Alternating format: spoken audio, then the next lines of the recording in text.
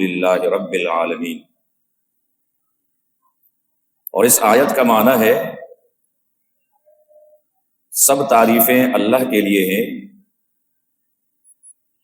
جو جہانوں کا پالنے والا ہے، پرورش کرنے والا ہے۔ حمد کہتے ہیں اللہ کی تعریف کو۔ حمد کا معنی ہے اللہ کی خوبیاں، اللہ کے محاسن۔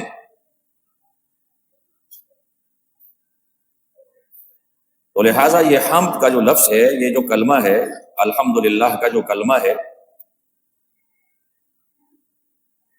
اس کا بڑا وسیع مفہوم ہے۔ ایسے تو بظاہر یہ ایک کلمہ ہی نظر آتا ہے الحمدللہ، اور ہم اس کو پڑھتے رہتے ہیں، لیکن اس کی تفسیر وسیع ہے، اور تفاسیر میں باقاعدہ طور پہ اس پر بحث کی گئی ہے۔ الحمدللہ یہ کلمہ تعریف بھی ہے، کلمہ شکر بھی ہے، اور کلمہ دعا بھی ہے۔ کلمہ تعریف اس طرح ہے کہ اس جملے میں یا اس کلمے میں اللہ کی تعریف بیان کی جا رہی ہے کہ تمام تعریفیں، سب تعریفیں، جملہ تعریفیں اللہ کے لیے، اور تعریف کا اور خوبیوں کا مستحق وہی ہے، اس لیے کہ اللہ تبارک و تعالیٰ کی ذات خالق ہے، مالک ہے، واجب الوجود ہے۔ اس کائنات میں چھوٹی سی چیز سے لے کر بڑی چیز تک، زمین سے لے کر آسمان تک، سب کا خالق اللہ ہے، پیدا کرنے والا ہے۔ لہٰذا جب کوئی شخص الحمدللہ پڑھتا ہے تو آپ سمجھ سکتے ہیں کہ یہ شخص اللہ کی تعریف کر رہا ہے۔ اسی طرح جب کوئی شخص الحمدللہ پڑھتا ہے تو امام ابن جریر رحمہ اللہ نے اپنی تفسیر میں لکھا ہے کہ الحمدللہ کے کلمے میں شکر بھی ہے، یعنی اس کلمے کے ذریعے انسان اللہ کا شکر بھی ادا کرتا ہے۔ یہ تو آپ سب جانتے ہیں کہ انسان کے پاس ظاہری، باطنی تمام تر نعمتیں اللہ تبارک و تعالیٰ کی مرحمت کی ہوئی ہے، اللہ کی دی ہوئی ہے، چاہے وہ انسان کے جسم میں ہے یا انسان کے جسم سے باہر ہے، اس کائنات میں پھیلی ہوئی سب نعمتیں اللہ کی ہیں۔ تو جب انسان اللہ کی نعمتیں استعمال کرتا ہے اور پھر اس کے بعد الحمدللہ کہتا ہے تو یہ گویا اللہ کا شکر ادا کرتا ہے۔ اور قرآن کریم میں رب ذوالجلال نے اس کی ترغیب دی، فاذکرونی اذکرکم واشکروا لی ولا تکفرون، تم مجھے یاد کرو، میں تمہیں یاد کروں گا، میرا شکر ادا کرو، ناشکری نہ کرو۔ تم مجھے یاد کرو اپنی زبان اور عمل سے، میں تمہیں یاد کروں گا اپنی نعمتوں، احسانات اور اپنے فضل کے ذریعے سے۔ شکر ادا کرو، ناشکری نہ کرو۔ تو انسان جب کھاتا ہے، پیتا ہے، پہنتا ہے اور اس کے بعد الحمدللہ کہتا ہے، یعنی اللہ کا شکر ادا کرتا ہے، اللہ پاک خوش ہو جاتا ہے اور اللہ پاک فرماتا ہے حمدنی عبدی، میرے بندے نے میری تعریف کی ہے۔ اور جب کوئی شخص اللہ کی نعمتیں استعمال کرتا ہے اور اس کے بعد الحمدللہ نہیں کہتا، شکر ادا نہیں کرتا، ناشکرا بنتا ہے، تو اس سے اللہ پاک ناراض ہو جاتا ہے۔ اور مومن بندے کو ایسا کبھی بھی نہیں کرنا چاہیے۔ تو الحمدللہ یہ کلمہ تعریف بھی ہے اور کلمہ شکر بھی ہے، اور اس کے ساتھ ساتھ یہ کلمہ دعا بھی ہے، جیسا کہ نبی اکرم صلی اللہ علیہ وآلہ وسلم کی ایک حدیث میں آتا ہے، فرماتے ہیں کہ افضل الذکر لا الہ الا اللہ و افضل الدعاء الحمدللہ، بہترین ذکر جو ہے تمام اذکار میں وہ لا الہ الا اللہ ہے۔ تمام اذکار میں افضل اور بہترین ذکر وہ لا الہ الا اللہ ہے، اور تمام دعاؤں میں بہترین دعا جو ہے وہ الحمدللہ ہے۔ لا الہ الا اللہ بہترین ذکر ہے، اس کی بنیادی وجہ کیا ہے؟ اس لیے کہ لا الہ الا اللہ میں اللہ کی وحدانیت کا بیان ہو رہا ہے کہ اللہ ایک ہے، ذات کے لحاظ سے، صفات کے اعتبار سے اس کا کوئی شریک اور ساجی نہیں، اس کا کوئی ہمسر نہیں، تو اس لیے لا الہ الا اللہ بہترین ذکر ہے۔ اور الحمدللہ جو ہے یہ دعاؤں میں بہترین دعا ہے۔ بہترین دعا اس لیے ہے کہ الحمدللہ کے کلمے میں اللہ کی تعریف بھی ہے اور اللہ کا شکر بھی ہے۔ سرور دو عالم صلی اللہ علیہ وسلم کے بارے میں آتا ہے کہ جب وہ سجدہ کرتے تھے تو سجدے میں عام طور پر ہم سبحان ربی الاعلیٰ پڑھتے ہیں، نبی اکرم صلی اللہ علیہ وسلم بھی پڑھتے تھے، لیکن تسبیحات کے ساتھ ساتھ نبی اکرم صلی اللہ علیہ وسلم یہ دعا بھی پڑھتے تھے کہ اللہم لا احصی ثناء علیک انت کما اثنیت علی نفسک، اللہم لا احصی ثناء علیک، اے اللہ میں تیری تعریف کا حق ادا نہیں کر سکتا، میں تیری تعریف کے بیان کا حق ادا نہیں کر سکتا، اور تو ویسا ہی ہے جیسا کہ تو خود اپنی تعریف کرتا ہے، جیسا کہ تو نے خود اپنی تعریف فرمائی ہے، تو ویسا ہی ہے۔ انسان اگر ساری زندگی اللہ کی تعریف کرتا رہے تو اللہ کی تعریف اور اللہ کی حمد کا حق ادا نہیں کر سکتا، بلکہ اگر تمام مخلوقات اللہ کی حمد اور اللہ کی تعریف کرنے لگے تو ساری زندگی گزر جائے گی، لیکن اللہ کی تعریف اور اللہ کی حمد کا حق ادا نہیں ہوگا۔ وہ کسی نے خوب کہا ہے کہ حق تو یہ ہے کہ حق ادا نہ ہوا، اللہ کی تعریف کا حق جو ہے وہ کوئی ادا ہی نہیں کر سکتا۔ مسند احمد کی روایت ہے، نبی اکرم صلی اللہ علیہ وسلم فرماتے ہیں ان ربک یحب الحمد، تیرا پروردگار حمد اور تعریف کو پسند فرماتا ہے۔ یعنی جب کوئی شخص الحمدللہ کہتا ہے اور اللہ کی تعریف کرتا ہے تو اللہ پاک اس کو پسند کرتا ہے، اور اللہ پاک اس شخص سے راضی ہو جاتا ہے اور خوشی کا اظہار فرماتا ہے۔ نبی اکرم صلی اللہ علیہ وآلہ وسلم فرماتے ہیں کہ الحمدللہ تملأ المیزان، یہ جو الحمدللہ کا کلمہ ہے نا، یہ اللہ کے میزان کو پر کرتا ہے۔ تو یہ تو ہمارا ایمان ہے کہ قیامت کے دن اللہ پاک انسانوں کے اعمال کو وزن فرمائے گا، فمن ثقلت موازینہ فہو فی عیشۃ راضیہ ومن خفت موازینہ فامہ ہاویہ، سورۃ القاریہ میں اللہ نے اس کی تفصیل بیان کی۔ تو دنیا میں جس شخص نے الحمدللہ رب العالمین پڑھا ہوگا یا اللہ کی نعمتوں پر اللہ کا شکر ادا کیا ہوگا اور الحمدللہ کا کلمہ ادا کیا ہوگا، تو قیامت کے دن میزان عمل میں اس کے نیک اعمال کا پلڑا جو ہے وہ باری ہو جائے،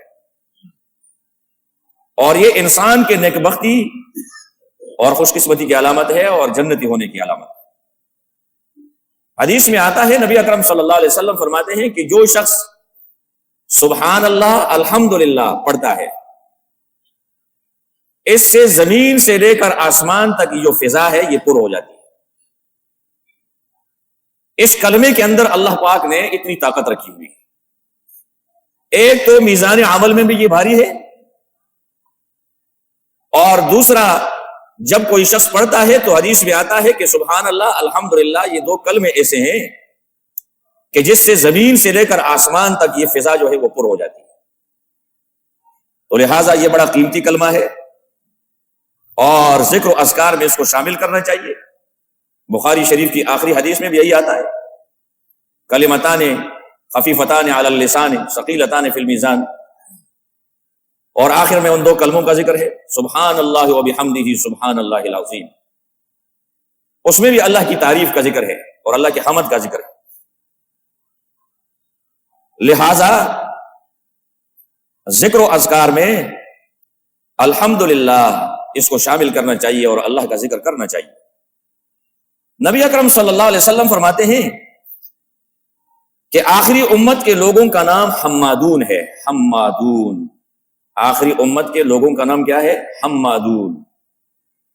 حماد کا معنی ہے اللہ کی حمد کرنے والا، اللہ کی تعریف کرنے والا، اور حمادون یعنی آخری امت کے لوگ ایسے ہوں گے کہ وہ اللہ کی تعریف کرنے والے ہوں گے۔ تو یہ جملہ جو ہے یہ اس امت کے ایمان والوں کے اوپر فٹ آتا ہے، اس لیے کہ ایمان والے ہی اللہ کی تعریف کرتے ہیں۔ جس کے اندر ایمان ہی نہیں ہے، غیر مسلم ہے، کافر ہے، یہودی ہے، نصرانی ہے، ہندو ہے، سکھ ہے، اور اسلام اور ایمان سے ان کا کوئی تعلق نہیں ہے، تو وہ اللہ کی حمد کیا بیان کرتے ہیں اور کیا جانتے ہوں گے۔ اسی طرح مومن جو ہے وہ ہمیشہ یہی کہتا ہے کہ الحمدللہ علی کل حال واعوذ باللہ من حال اہل النار، ہر حالت میں اللہ کی تعریف، یعنی مومن ہر حال میں اللہ کی تعریف کرتا ہے، اللہ کی خوبیاں بیان کرتا ہے، اللہ کا شکر ادا کرتا ہے۔ اور اہل النار یعنی آگ والے، جہنم والے، ان کی حالت سے اللہ تبارک و تعالیٰ کی پناہ مانگتا ہے۔ لہذا الحمدللہ کا کلمہ جو ہے اس کے اندر بڑی برکت بھی ہے، اور جناب عالی اس کے اندر بڑی وضاحت بھی ہے۔ یہ تو کچھ گفتگو اس کے بارے میں نے کر دی ہے، باقی تفاسیر کے اندر بڑی تفصیل اس کی بیان ہوئی ہے۔ تو یہ پورا جملہ یعنی پوری آیت جو ہے وہ کیسے ہے؟ الحمدللہ رب العالمین، سب تعریفیں اللہ کے لیے ہیں، رب العالمین، اور جہانوں کا پالنے والا ہے۔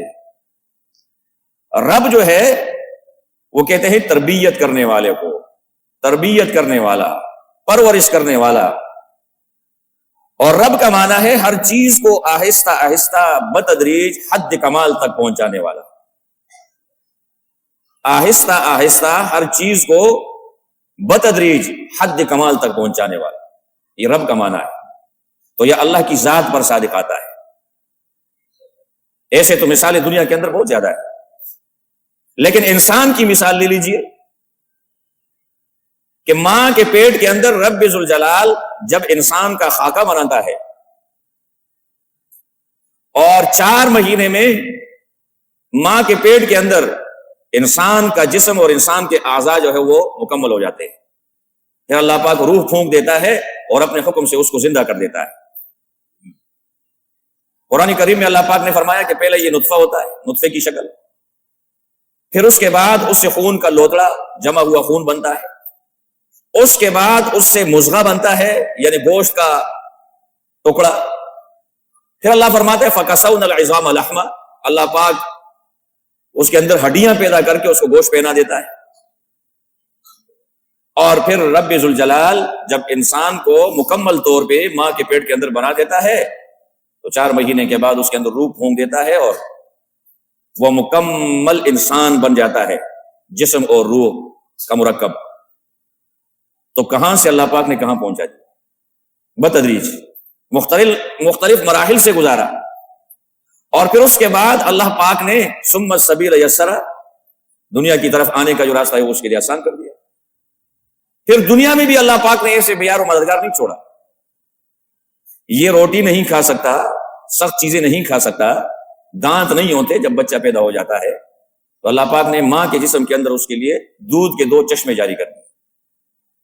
ماں اس کی خدمت کرتی ہے، پرورش کرتی ہے، اور پھر جناب علی 2 سال تک یا 2.5 سال تک یہ دودھ پیتا ہے، پھر اس کے دانت نکلتے ہیں، اس کے بعد یہ جناب علی رزق کھاتا ہے، کھانا کھاتا ہے، اور پہلے بچپن کا زمانہ، پھر اس کے بعد بلوغت، پھر اس کے بعد جوانی، پھر اس کے بعد بڑھاپا، پھر اس کے بعد دنیا سے رخصتی۔ تو کہاں سے اللہ پاک نے کہاں پہنچا دیا؟ جس ذات نے جن جن مراحل سے انسان کو گزارا اور ابتدا سے لے کر اس کو انتہا تک پہنچایا، اسی کو رب کہا جاتا ہے، اسی کو پالنہار کہا جاتا ہے، اسی کو پرورش کرنے والا کہا جاتا ہے، کہ آہستہ آہستہ بتدریج رب ذوالجلال نے اس کو کمال تک پہنچا دیا ہے۔ اور العالمین جو ہے یہ عالم کی جمع ہے، عالم۔ تو تفاسیر کے اندر لکھا ہے، امام ابن کثیر، امام رازی، امام ابن جریر رحمہم اللہ، یہ عالموں کی تعداد جو ہے وہ 18,000 ہے، اور ہم عالم انس میں ہیں۔ یہ جو ہم انسان ہیں نا، یہ عالم انس، عالم انسانیت، ہم عالم انسانیت میں ہیں اور زندگی گزار رہے ہیں، تو ایک عالم ملائکہ بھی ہے، عالم جن بھی ہے، اور جناب عالی عالم وحوش و طیور بھی ہے، عالم حیوانات بھی ہے، عالم برزخ بھی ہے، عالم حشر بھی ہے، اور اس کے بعد جنت بھی ہے اور جہنم بھی ہے۔ یہ تو چند عالم جو ہیں وہ ہمارے ذہن کے اندر ہے، 18,000 جو عالم ہے وہ تو ہمیں معلوم بھی نہیں ہے، اللہ پاک ہی جانتا ہے۔